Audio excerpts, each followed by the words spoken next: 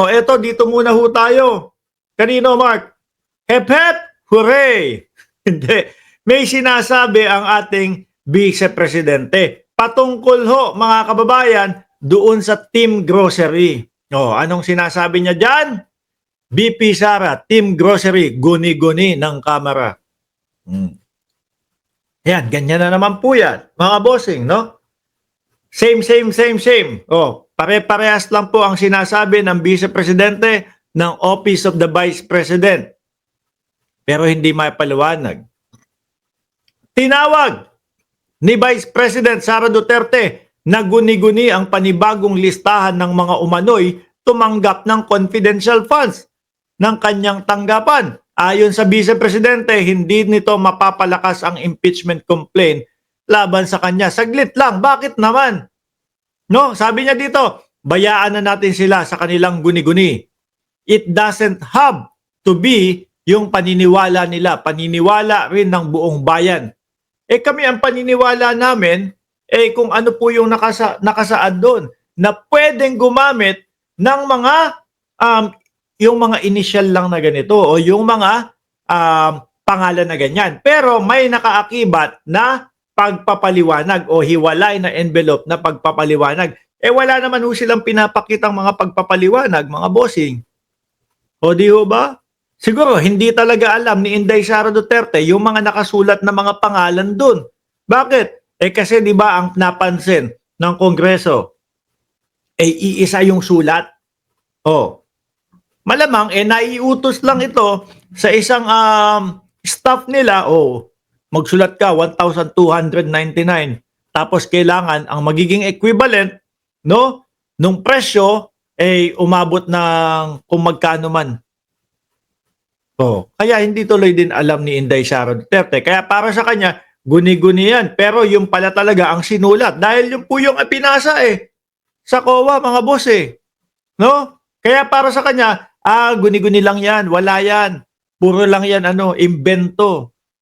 Yung pala ang katotohanan. Sabi ni Ron Prince, questionable. Talaga, Boss Mark. Totoo. Sabi, bayaan na natin sila sa kanilang guni-guni. Doon pa lang sa Piatos, mga kababayan Si Bato itinatry pa. Doon po sa amin, sa Davao, meron pong pamilya Piatos doon. Anak na tinapa, nung medyo nahalungkat maigi. Lahat yata nung miyembro ng pamilya Piatos tumatanggap ng confidential funds, mga bossing. At yon ay Team Chichirya pa lang ho yun. Di ba? Nagkaroon pa ng yung team na maasim. At yun nga, yung Team Suka. Yung nila, yung kanilang grupo ng mga senador na tumatakbo, mga kababayan. Tuloy ko, bayaan na natin sila sa kanilang guni-guni. It doesn't have to be yung paniniwala nila. Paniniwala rin ng buong bayan. Paniniwala lang nila yun. Hindi, kasama tayo sa bayan. Pero naniniwala tayo doon sa Congress na dapat talaga maimbestigahan lahat yan. Dapat talaga maipaliwanag nilang lahat yan. Di ba? Mga bossing, hindi tayo papayag nun. Ang bayan ngayon, ang taong bayan ngayon, mga kababayan, naghahanap ng kasagutan niya. Kaya nga umabot sa punto na merong gaganapin na impeachment trial para sa Vice Presidente dahil po sa mga ganyan. No? Ayon kay House Deputy Majority Leader at La Union Representative Paulo Ortega, mistula umanong listahan ng mga bibilhin sa palengke. Biruin mo, may Pampano. Ayan, pangalan, Miko Harina. Nang tinapayan. Si Beverly Claire Pampano. Si Sala Kasim. Sino nakakaalam nung Kasim? Alam ko, yun alam ko, parte yun ng baboy kung saan man, di ba? Sabi ni Felipe Dapitanon, naririnig mo ba ang sinasabi mo, Brad? Oo naman. Ayan meron akong earphone, No, magkano kaya? Naku po, eto na naman tayo, Diyos ko. Sa araw-araw po na ginawa ng Diyos, mga bossing, hindi ho si Kibuloy dahil hindi ho ka naniniwala na na Diyos si Kibuloy. Oh, yeah, si Felipe Dapitanon. Naku, si Felipe Dapitanon, malamang yan, mga kababayan, naniniwala kay Buloyski yan. No? Tingnan nyo ho yung comment. Di ba? Tingnan nyo ho yung comment. Bayaran. Paulit-ulit. Nakailang topic na tayo. Pangatlo, pangalawa na yata ito. Hanggang ang sasabihin lang ni Dapitanon, bayaran ka. Ensaymada vlogger ka. Naku po. Baka hindi mo alam kinakain ko dito. Di ba? Kayo nga anak ng tinapa. Ilang taon na, hinahanap nyo? 20 pesos na bigas. Patay gutom pa din kayo sa 20 pesos na bigas. Oh. Di ba? Hanggang ngayon, naghahanap ng 20 pesos na bigas. Hindi pa din ba kayo nakakakain ng kanin? Oh. Yan sinasabi ko sa inyo Meron tayong topic dito. Hindi kayang makipagsabayan. O kaya ang sasabihin, magkano kaya ang bayad sa'yo? Baka pagka sinabi ko, maglaway ka. Sasabihin mo, hindi talaga patas ang buhay. Ako hanggang ngayon, naghahanap pa din ako ng 20 pesos na bigas. Si Mark Ramos, magsasalita ng 1 oras. Ganun ang kinikita. O, wag mo lang alamin yung bayad.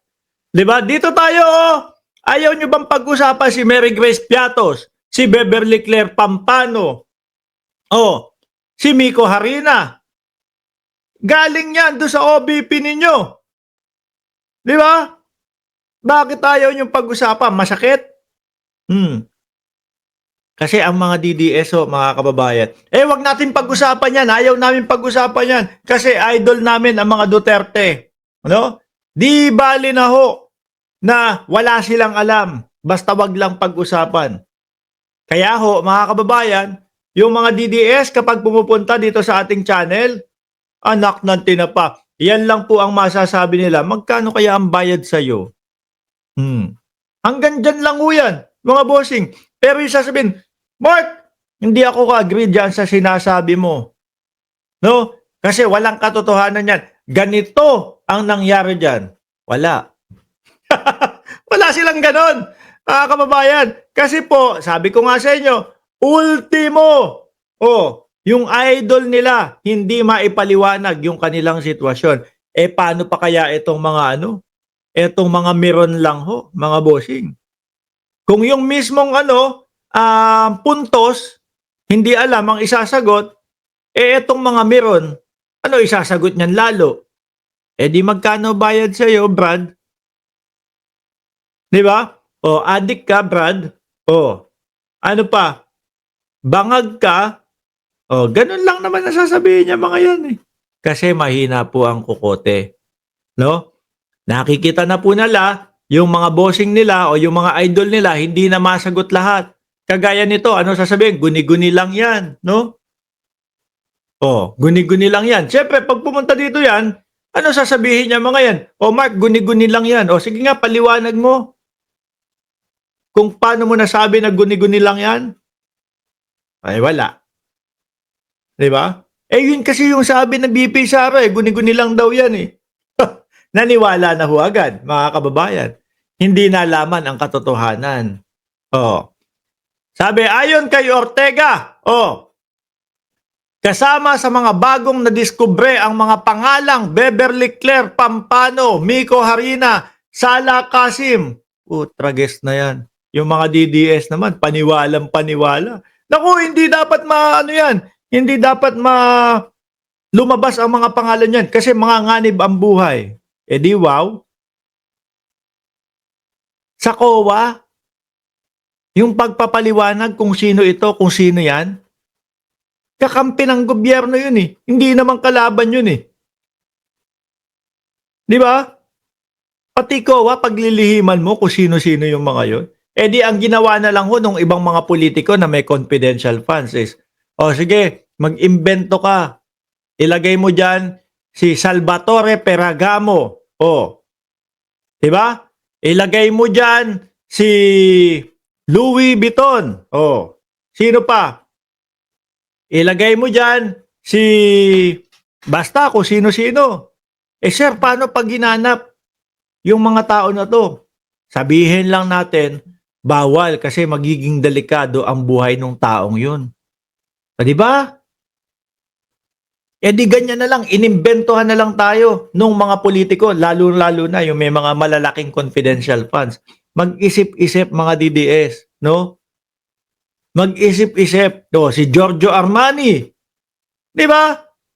O, imbentohan mo na lang yan. Eh, boss, pag hinanap, hindi. Sasabihin nga natin, confidential yan. At maalalagay sa alanganin yung tao kapag ka sinabi natin yung pangalan. Eh, boss, COA yun. Hindi, basta nandiyan ang mga DDS nakasuporta sa atin, no? Sabihin lang natin na ganito, ganyan. Bawal. Si Miggy Mango. Ng tinapa. Si Dodong Bunal. Meron pa yung Jukes de Asim eh. Oh, Jogang Maasim. Hindi ba kayo nahihiya nun mga DDS? Naniniwala kayo sa mga ganon?